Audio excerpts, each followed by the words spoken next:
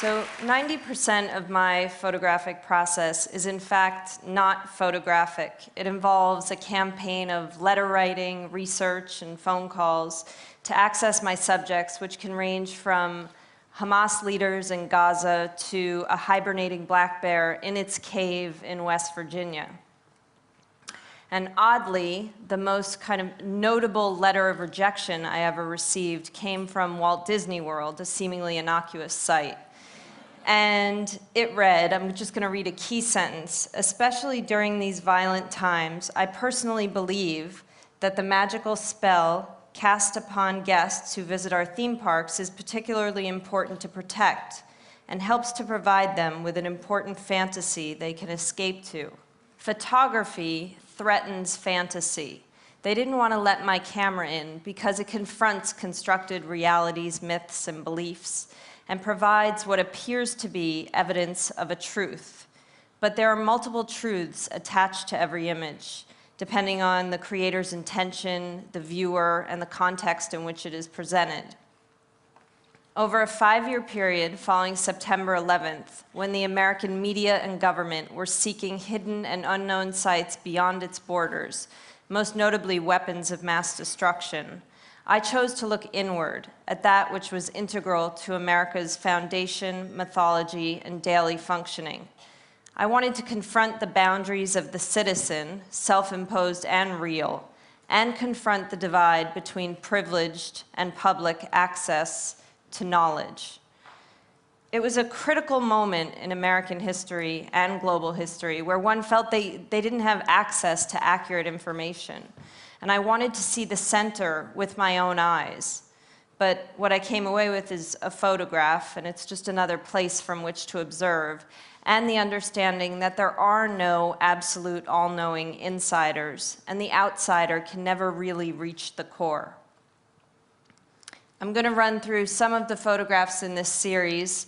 It's titled An American Index of the Hidden and Unfamiliar, and it's comprised of nearly 70 images. In this context, I'll just show you a few. This is a nuclear waste storage and encapsulation facility at Hanford site in Washington State, where there are over 1,900 stainless steel capsules containing nuclear waste submerged in water. A human standing in front of an unprotected capsule would die instantly. And I found one section amongst all of these that actually resembled the outline of the United States of America, which you can see here. And a big part of the work that is sort of absent in this context is text. So I create these two polls. Every image is accompanied with a very detailed factual text. And what I'm most interested in is the invisible space between a text and its accompanying image, and how the image is transformed by the text and the text by the image. So at best, the image is meant to float away into abstraction and multiple truths and fantasy, and then the text functions as this cruel anchor that kind of nails it to the ground.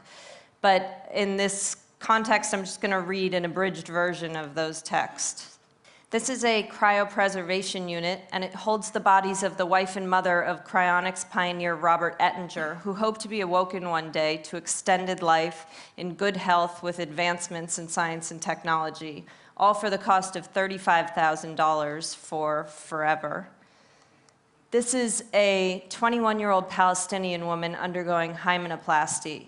Hymenoplasty is a surgical procedure which restores the virginal state, allowing her to adhere to certain cultural expectations regarding virginity and marriage. So it essentially reconstructs a ruptured hymen, allowing her to bleed upon having sexual intercourse to simulate the loss of virginity. This is a jury simulation deliberation room, and you can see beyond that two-way mirror jury advisors standing in a room behind the mirror, and they observe deliberations after mock trial proceedings so that they can better advise their clients how to adjust their trial strategy to have the outcome that they're hoping for. This process costs $60,000. This is a U.S. Customs and Border Protection room, a contraband room at John F. Kennedy International Airport.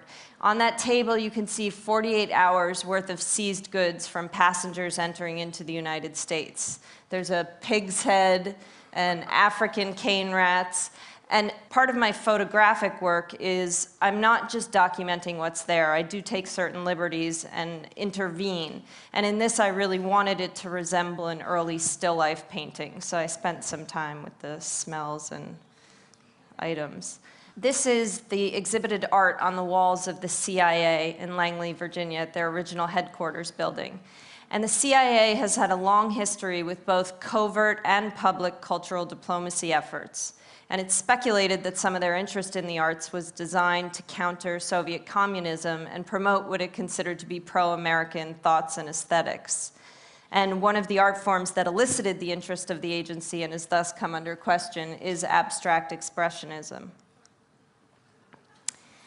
This is the Forensic Anthropology Research Facility. And on a 6-acre plot, there are approximately 75 cadavers at any given time that are being studied by forensic anthropologists and researchers who are interested in monitoring a rate of corpse decomposition. And in this particular photograph, the body of a young boy has been used to reenact a crime scene. This is the only federally funded site and where it is legal to cultivate cannabis for scientific research in the United States. It's a research crop marijuana grow room. And part of the work that I hope for is that there's a sort of disorienting entropy where you can't find any discernible formula in how these things, they sort of awkwardly jump from government to science to religion to security, and you can't completely understand how information is being distributed. These are transatlantic submarine communication cables that travel across the floor of the Atlantic Ocean, connecting North America to Europe. They carry over 60 million simultaneous voice conversations. And in a lot of the government and technology sites, there was just this very apparent vulnerability. This one's almost humorous because it feels like I could just snip all of that conversation in one easy cut. But stuff did feel like it could have been taken 30 or 40 years ago, like it was locked in the Cold War era and hadn't necessarily progressed. This is a Braille edition of Playboy magazine. And this is a division of the Library of Congress produces a free national library service for the blind and visually impaired. And the publications they choose to publish are based on reader popularity, and Playboy is always in the top few. But you'd be surprised they don't do the photographs, it's just the text. This is an avian quarantine facility where all imported birds coming into America are required to undergo a 30-day quarantine where they're tested for diseases including exotic Newcastle disease and avian influenza. This film shows the testing of a new explosive fill on a warhead. And the Air Armament Center at Eglin Air Force Base in Florida is responsible for the deployment and testing of all air-delivered weaponry coming from the United States. And the film was shot on 72mm government issue film, and that red dot is a marking on the government issue film. All living white tigers in North America are the result of selective inbreeding. That would be mother to son, father to daughter, sister to brother, to allow for the genetic conditions that create a saleable white tiger, meaning white fur, ice blue eyes, a pink nose. And the majority of these white tigers are not born in a saleable state and are killed at birth. It's a very violent process that is little known, and the white tiger is obviously celebrated in several forms of entertainment.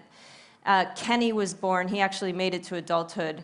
He has since passed away, but was mentally retarded and suffers from severe bone abnormalities. This, on a lighter note, is at George Lucas's personal archive.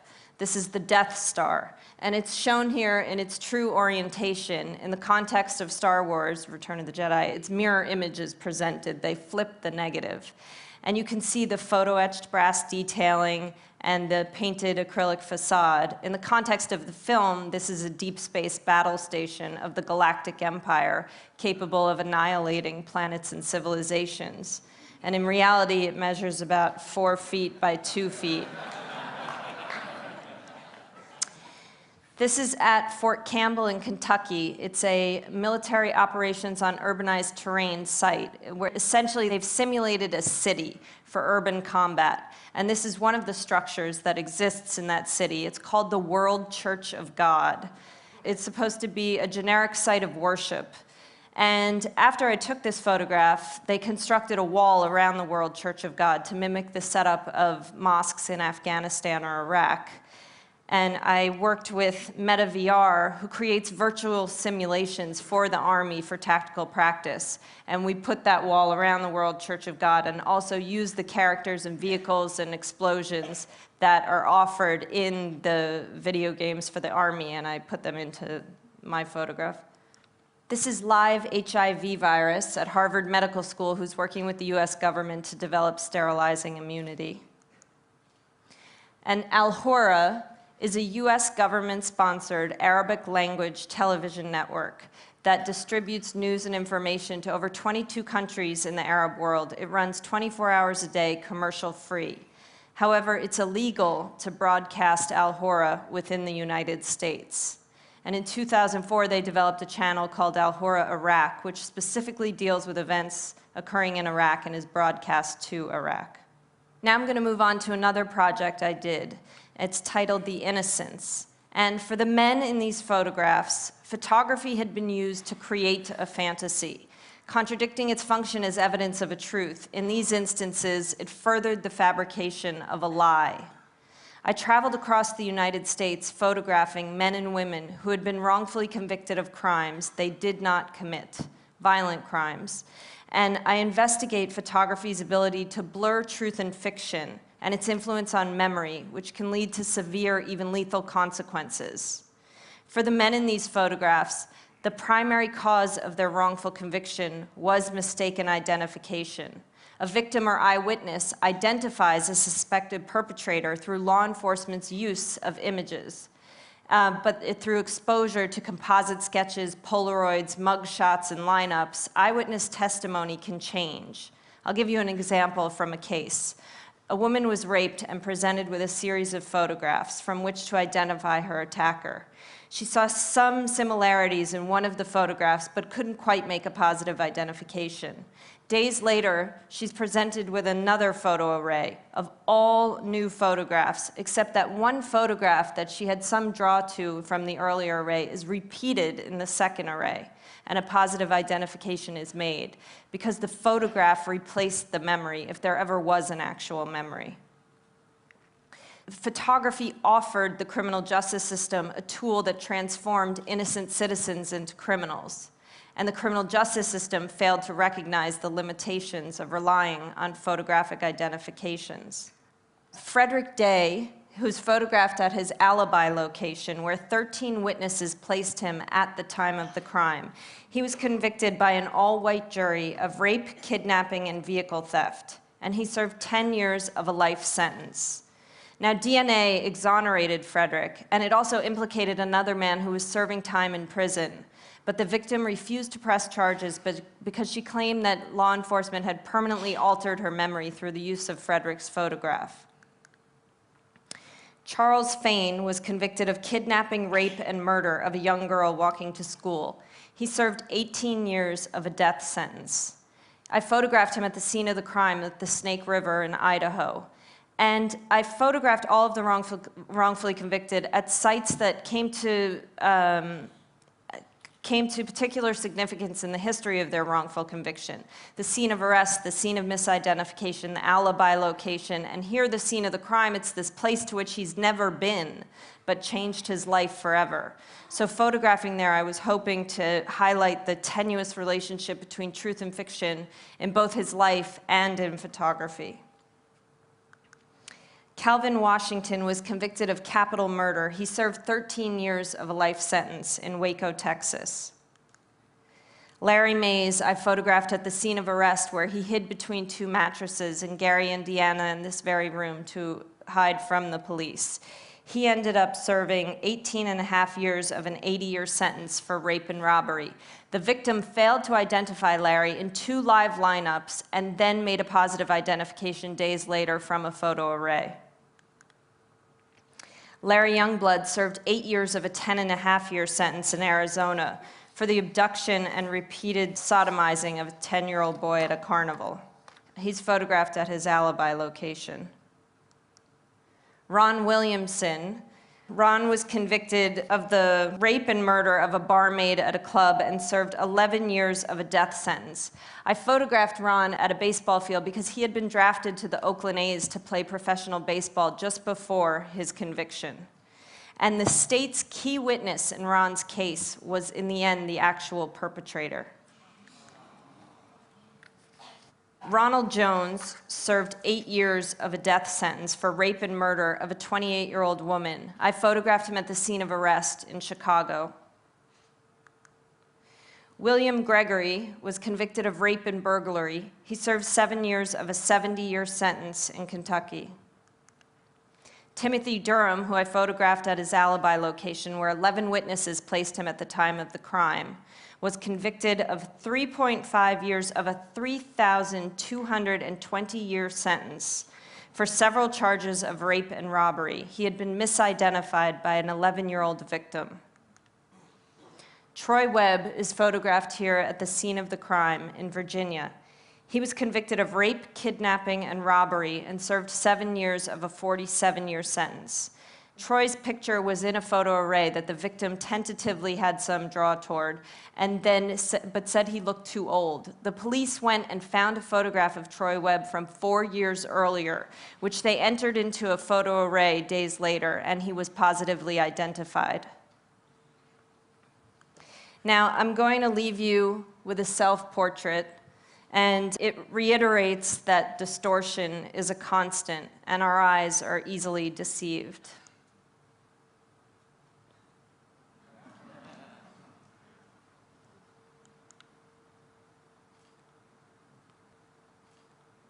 That's it. Thank you.